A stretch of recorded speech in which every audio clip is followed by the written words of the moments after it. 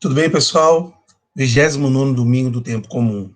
Semana passada eu fiz um vídeo e eu não tenho milhares de seguidores. Também o meu canal, o alcance dele é a escola e alguns colegas. Mas eu decidi voltar a fazer vídeos de teologia. Tem alguns alunos de alguns cursos que acessam, né, os meus vídeos, tanto de aulas de filosofia como de voltados a algum documento da igreja, e agora decidi fazer esses pequenos comentários sobre a liturgia. Bem, nesse final de semana, a importância de que a nossa vida seja um respaldo da glória de Deus. Santo Irineu de Lyon diz: a glória de Deus é o homem vivo, né? E dois grandes cantores da música católica, dois sacerdotes, o Padre Zezinho diz que nós somos cidadãos do infinito, que a nossa vida passa pela cidade da terra e termina na cidade do céu. E o outro, o meu pai, o meu instrutor, o meu preceptor, o Padre Geraldo, que já está na glória, ele fez uma canção chamada Somos cidadãos do céu. Eu vou até terminar hoje cantando um trechinho dessa música. A primeira leitura dessa semana, ela tem um recado muito específico. Isaías 45.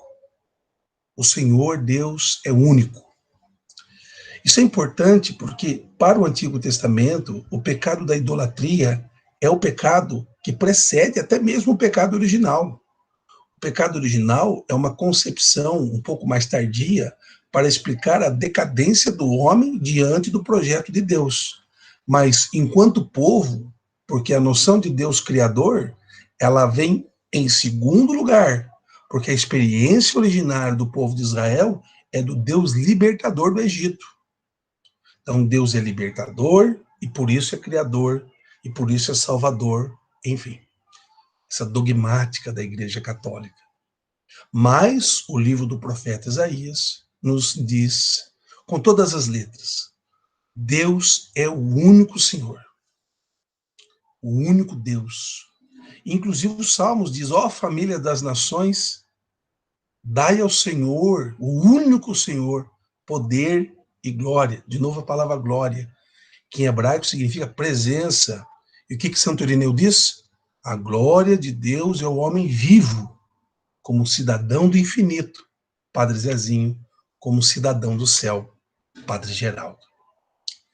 Bem, nesse final de semana, eu pude ver do Orlando Brandes, de Aparecida, Dom Darcínio Scioli, agora à noite em Curvelo. Também vinha alguns sacerdotes. E ontem, o meu grande amigo, com uma espiritualidade muito intensa na paróquia Santo Antônio de Lisboa, o Padre Luciano, pregando, inclusive, algumas ideias vêm dele, da pregação de ontem. Ele falando sobre os textos, né? A abordagem não se diferencia muito e é importante a gente partilhar, porque sempre, seja das milhares de visualizações ou alguém que assistiu e que serviu, que ajudou a pensar, a se sentir melhor, a ver um caminho para rezar posteriormente, e ali Deus estava, e Deus estará sempre, né? E aí vamos ao Evangelho. Os herodianos e os fariseus armaram uma armadilha para Jesus.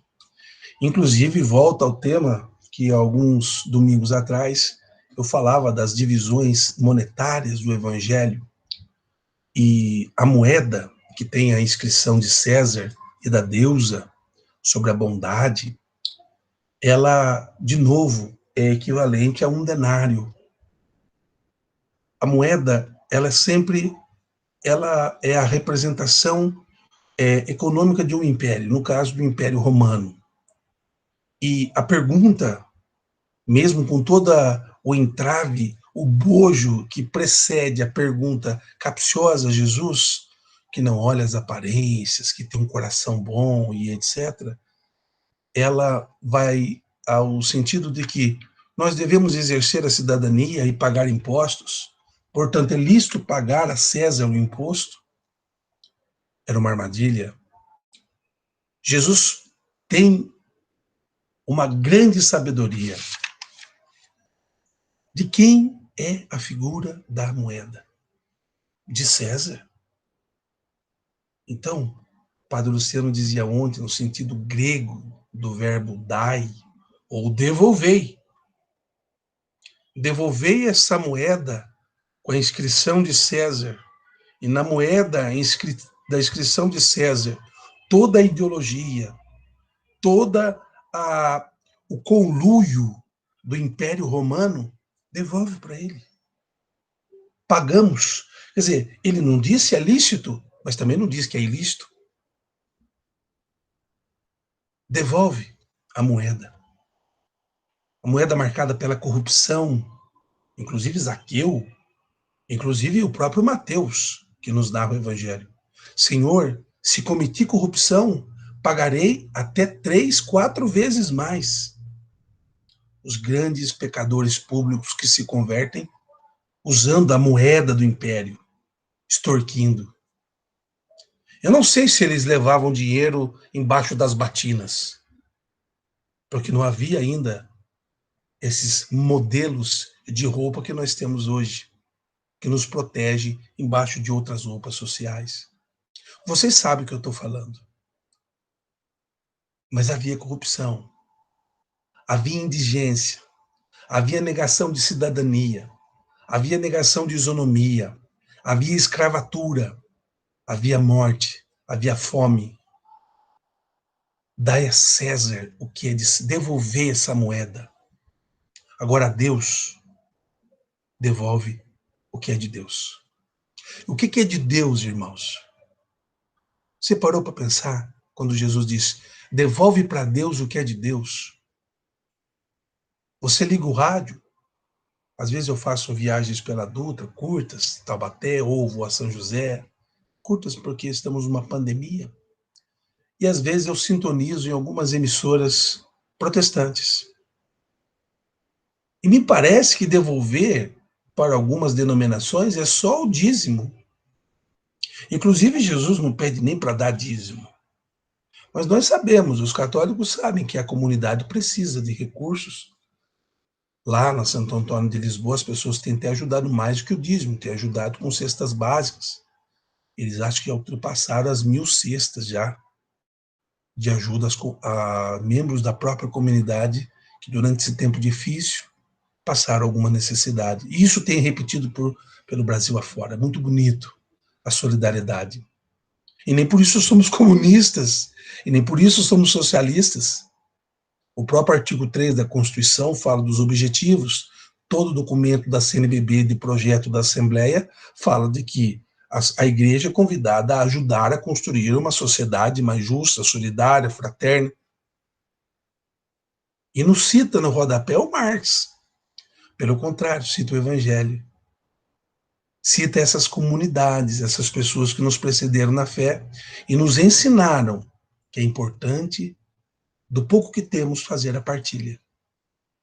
Então, o que devolve para Deus? A segunda leitura nos responde. Você sabe que os evangelhos foram escritos mais ou menos a partir dos anos 60. Marcos é o mais antigo. Mas o primeiro texto do Novo Testamento, provavelmente escrito entre 50 e 52, foi a carta aos Tessalonicenses. Nela havia uma espiritualidade, a espiritualidade da parousia. Jesus voltaria. E essa é a nossa espiritualidade. Espiritualidade do reino, que eu tanto prego, falo, estou ministrando programas sobre isso, passa por essa expressão, Maranatá, vem Jesus, vem e conserta o mundo, conserta a cabeça dos homens, conserta o que está torto. Né? Ainda naquele espírito de Isaías, porque o pavio ainda fumega, ainda há fé na terra. E o que a primeira Tessalonicenses, esse documento antigo de Paulo, escrito pelo seu próprio punho, nos ensina? Que devemos devolver a Deus a nossa fé, fé recebida no batismo, fé límpida, que precisa, através de orações e de estudos na comunidade, avançar, avançar, avançar no mistério do ano litúrgico, da catequese, de um compromisso discipular e missionário com a igreja da sua comunidade, com a firmeza da esperança. Há uma expressão na oração à Nossa Senhora, espes nostra salve, quer dizer, a esperança que nos salva, a esperança que nos salva. Que a nossa esperança seja em Jesus Cristo, que nos salva, e o esforço da vossa caridade. Então, dai a Deus devolver a sua vida, a minha vida, a nossa vida, a vida da igreja, a vida da comunidade, a vida da sociedade, a saúde. Devolvei a Deus a saúde. Senhor, dai-nos saúde, dai-nos a cura da Covid, dai-nos a paz, dai-nos caridade, dai-nos fé, dai-nos esperança, porque somos os escolhidos desta hora. E vivei, se a glória de Deus é o homem vivo, como diz Irineu de Lyon, vivei não só com palavras, vai dizer Paulo, mas com a dinamis do Espírito. Na verdade, a palavra dinamis, força, já é uma representação do Espírito Santo. Então, Paulo ele não comete uma heresia dizendo que somente a fé, a esperança, a caridade, virtudes teologais, virtudes que fazem qualidades da humanidade, somente são supostamente únicas e necessárias e devidas para nos levar e nos elevar até Deus, devolvendo o que é dele. Mas temos também a dinamis, a força do Espírito. É ele que nos acalenta e nos leva a viver este evangelho. Portanto, o Senhor é único. E por isso rendemos como família ação de graças.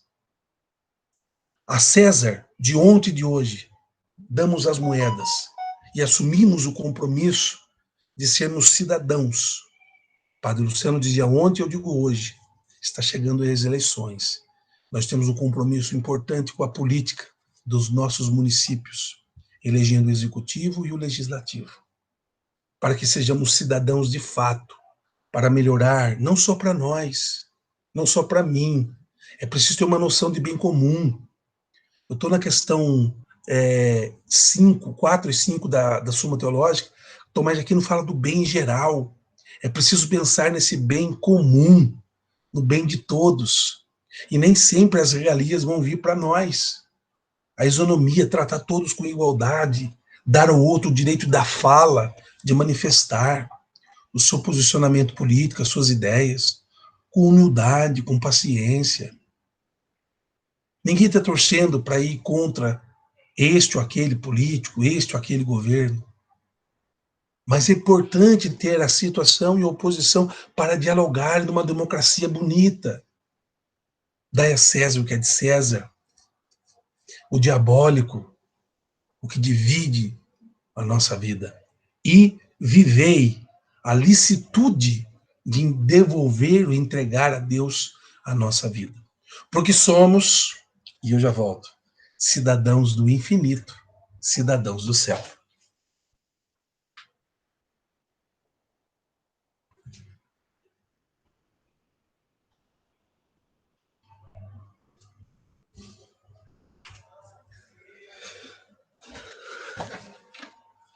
O Padre Geraldo fez essa música, provém na casa dele, no quarto, enfim.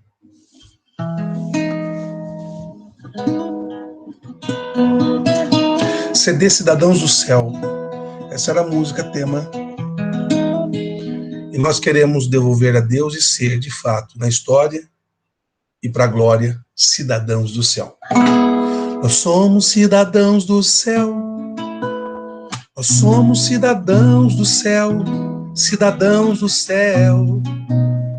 Somos cidadãos do céu. Nós somos cidadãos do céu. De onde virá nosso Salvador?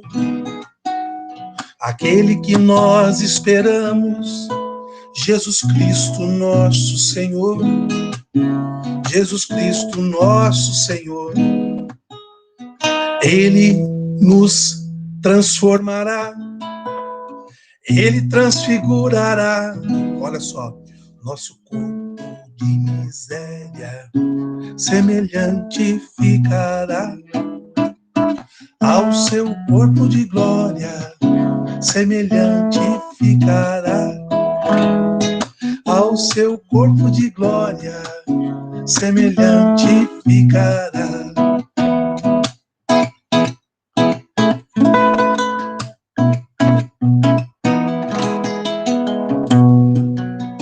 Somos cidadãos do céu, somos cidadãos do céu, cidadãos do céu. Nós somos cidadãos do céu. Nós somos cidadãos do céu porque Jesus Cristo tem poder e assim vai submeter todas as coisas ao seu poder. Jesus Cristo tem poder. Canta. Somos cidadãos do céu. Opa, Geraldo. Somos cidadãos do céu. Cidadãos do céu. Nós somos cidadãos do céu.